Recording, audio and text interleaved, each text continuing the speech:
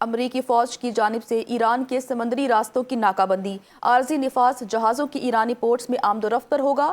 خلیج عرب اور خلیج عمان میں ایرانی پورٹ سے آنے اور جانے والے جہازوں پر بھی اس کا نفاذ ہوگا۔ امریکی سینٹرل کمانڈ کے مطابق ناکہ بند علاقے میں بغیر اجازت داخل ہونے یا نکلنے والے کسی بھی جہاز کو روکا، موڑا یا قبضے میں لیا جائے گا۔ ناکہ بندی کے علاقے میں جو جہاز بغیر اجازت داخل ہوگا یا نکلنے کی کوشش کرے گا اسے بھی روکا جائے گا۔ سینٹ کام کے مطابق غیر جانبدار جہاز اب بھی تلاشی اور معائنے کے بعد سفر جاری رکھ سکتے ہیں۔ انسانی ہمدردی کی تفصیلات کے معائنے کے بعد اجازت دی جائے گی۔ آبنائے ہرمز میں امریکی ناکہ بندی کے اثرات سامنے آنا شروع ہو گئے ہیں۔ میرین ٹریفک ڈیٹا کے مطابق ناکہ بندی کے نفاذ کے بعد اب تک کم از کم 2 آئل ٹینکرز نے اپنا راستہ تبدیل کر لیا ہے، جس سے سمندری آمد و رفت متاثر ہونے کے واضح آثار ظاہر ہو رہے ہیں۔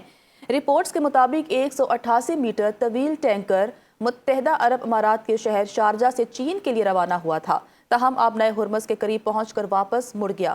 اسی طرح 175 میٹر طویل ٹینکر آسٹریا نے بھی آبنائے ہرمز کے قریب پہنچ کر اپنا رخ تبدیل کر لیا۔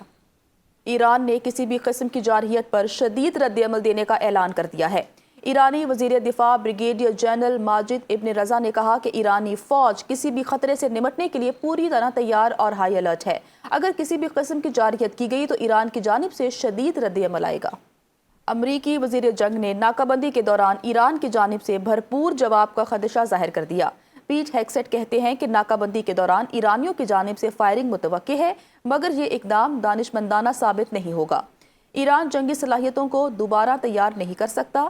ایران کی فضائی حدود ہماری مکمل گرفت میں ہے۔ صدر ٹرمپ ایران کو مکمل مفلوج کر سکتے ہیں، مگر انہوں نے رحم دلی کا مظاہرہ کیا۔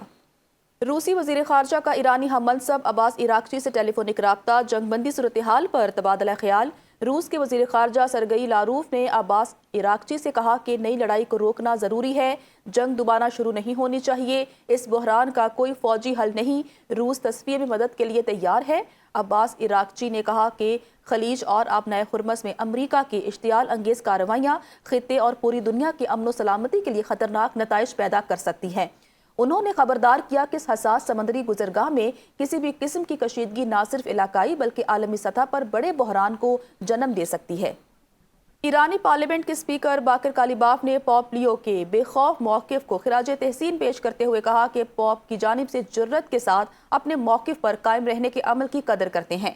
اپنے بیان میں انہوں نے کہا کہ پوپ لیو کے الفاظ مجھے خوف نہیں ہے، آج دنیا بھر میں گونج رہے ہیں، اور یہ پیغام ان تمام افراد کے لیے مشعل راہ ہے جو معصوم جانوں کے قتل پر خاموش رہنے سے انکار کرتے ہیں۔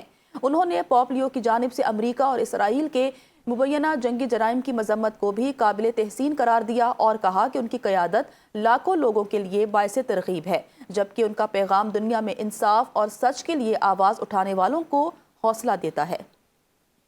امریکی اخبار نیو یارک ٹائمز کی رپورٹ کے مطابق ایران نے یورینیم افزودگی معطل کرنے کی پیشکش کی ہے، تاہم امریکی صدر ٹرمپ نے ایران کی 5 سال کے لیے افزودگی روکنے کی تجویز مسترد کر دی۔ رپورٹ میں کہا گیا کہ امریکہ ایران سے 20 سال تک یورینیم افزودگی روکنے کا مطالبہ کر رہا ہے، اور یہ بھی ہے کہ ایران اپنے افزودہ یورینیم کو ملک سے باہر منتقل کرے۔ دوسری جانب ایرانی مذاکراتی وفد کا موقف ہے کہ افزودہ یورینیم ایران کے اندر ہی رہنا چاہیے۔ رپورٹ کے مطابق دونوں فریقین کے درمیان مذاکرات کے ایک اور دور کے انعقاد پر بھی بات چیت جاری ہے۔ اقوام متحدہ کے سیکرٹری جنرل آنطونیو گوتریس نے social media platform X پر اپنے بیان میں کہا کہ مشرق وسطیٰ کے موجودہ تنازع کا کوئی فوجی حل ممکن نہیں۔ ہفتوں کی تباہی اور اضطراب کے بعد یہ بات واضح ہو چکی ہے، لہٰذا معاہدے تک پہنچنے کے لیے مذاکرات کا عمل فوری طور پر دوبارہ شروع کیا جائے۔ انہوں نے زور دیا کہ جنگ بندی کی خلاف ورزیاں فوراً بند ہونی چاہیے اور بین الاقوامی قانون کے مطابق آبنائے ہرمز سمیت سمندری آمد و رفت کی آزادی کا مکمل احترام کیا جائے۔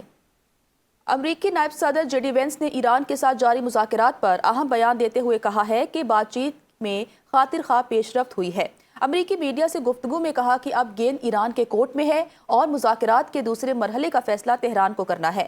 ایران کو جوہری ہتھیار حاصل کرنے کی کوشش نہیں کرنی چاہیے، اور امریکہ اس حوالے سے اپنی ریڈ لائن پہلے ہی واضح کر چکا ہے۔ امریکہ نے ایران سے مطالبہ کیا ہے کہ وہ اپنے ملک سے جوہری مواد ہٹائے۔ امید ہے ایران آبنائے ہرمز کو کھولنے کی جانب پیش رفت کرے تاکہ عالمی تجارت بحال ہو سکے۔ ایران دنیا کے خلاف اقتصادی دہشت گردی میں ملوث ہے۔